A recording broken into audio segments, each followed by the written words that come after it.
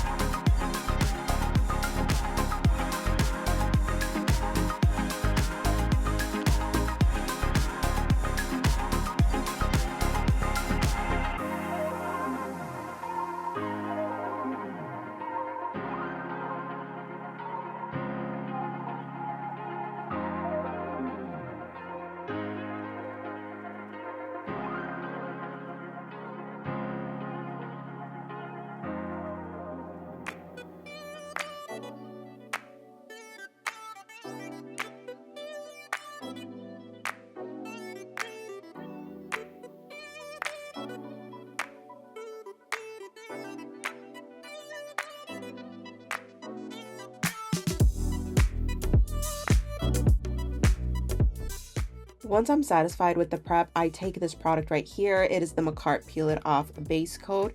I use this in every single video to pop off my nails once the design is all said and done. It is super, super easy to use. I love it. I have been using it for about a year now. And I've also used it when just going on vacation or going like I want to go out, but I know that I'm gonna have to do a set pretty soon, so I'll have to pop off whatever design I do. It'll last you about a week with really good prep. If you are going to use it for a special occasion though, you only want to use one coat of the Peel It Off base coat. You don't want to do two coats because then it can pop off sooner than you'd like. Otherwise, this is a fantastic product, and it's always going to be linked down below or in my Amazon storefront.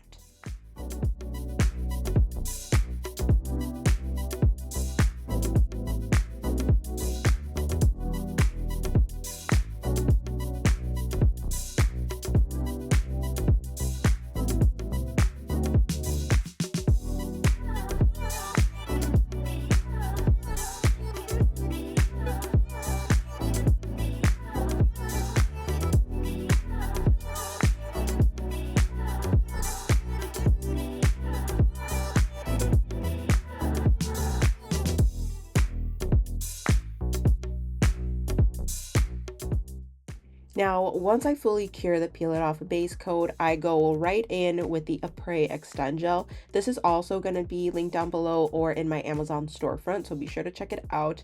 I've been using this for a really long time as well. I used to use a different product, but I literally have not gone back to that product since using the Apres Extend Gel. The other thing that I'm using is the Unigella Stiletto tips. I love Unigella. I will have to try the Apres tips. One thing that I know is really neat about using the Apres Gel X tips is that you can buy specifically whatever size you need rather than buying the entire packet, which is really convenient because I literally use like the same 5 numbers over and over and over again, and I hate the fact that I have to buy the whole pack again just to get those 5 numbers. So with Apres, you don't have to do that. I just haven't tried it out yet, you guys. So when I do, I will definitely make a video and let you guys know how I like them.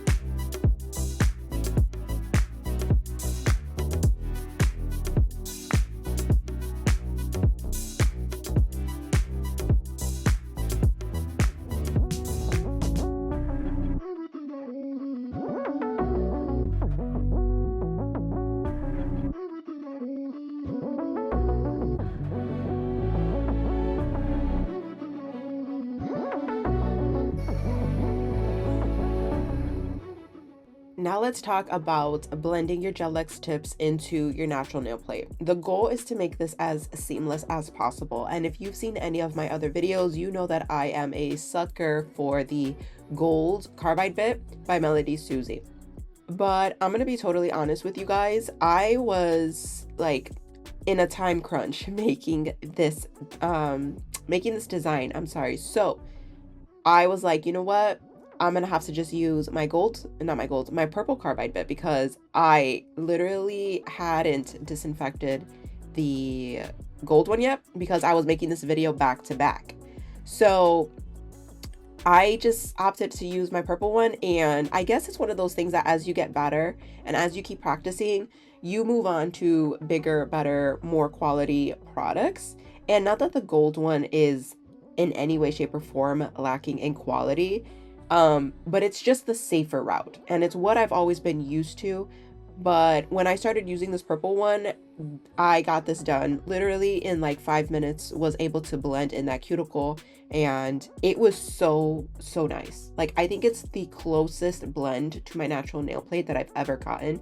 So if you guys want to try this one out, it will also be linked down below. I typically use this bit when I am like debulking my acrylic, but fantastic bit for this as well. I think I'm gonna from now on just keep using this purple one for Gel X and for acrylic.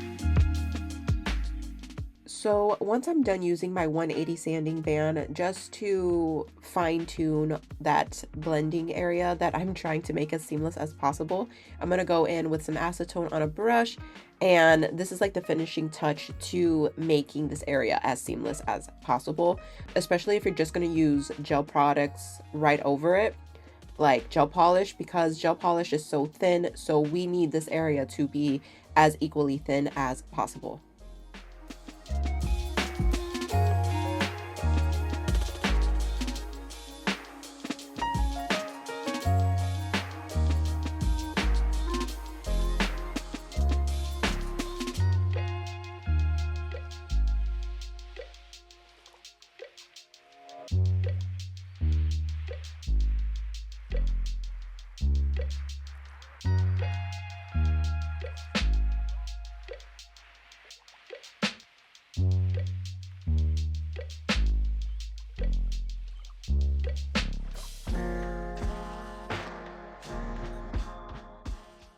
Now we can start the nail art. So I will be using the Born Pretty Milky White, and I'm going to be applying 2 coats of this. For video purposes only though, I only show the first coat, but just know that off camera I did apply 2 coats. And for this look, it is honestly super beginner friendly, very easy, because you don't need an airbrush and you don't need to work with chrome powder. Now, that's not to say that an airbrush doesn't have its benefits. Honestly, even though I'm trying to steer away from using my airbrush, it is faster.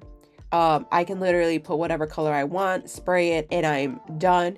It is pigmented the way that I want it to be, versus using the method that I'm going to show you in a second. You do have to do this a couple of times. It is a little bit more tedious, but not everybody has an airbrush. Not everybody has proper ventilation systems to be using an airbrush. So this design is a really great option for anybody who's trying to do an aura nail but doesn't have an airbrush to do it.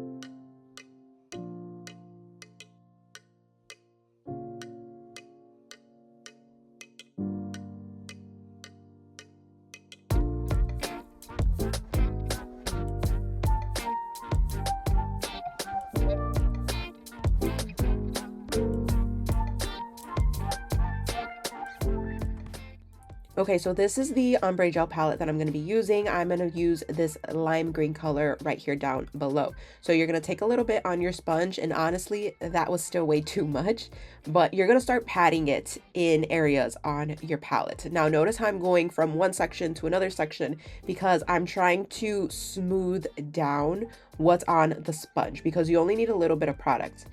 And what I'm going to do once I'm satisfied with that is start in the middle, and then you can start rotating the sponge a little bit off to the sides to create this aura effect. Now, the reason why I say start in the middle is because that's where I want the green to really stand out. That's where I want it to be vibrant and bright, and then it can slowly fade off to the edges. So if you were going to do this as an ombre nail, you would start at the bottom and then work your way upwards to the center, because you want wherever it is you start to be the most green and the most vibrant.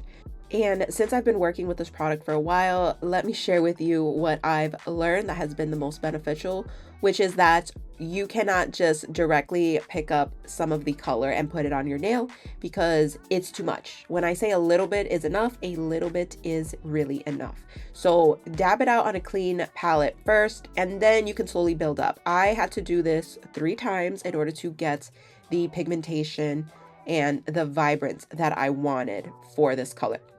Once I was finished with that, I was able to start working on the chrome effect. Now, I'm not actually using chrome powder. I will be using this product right here.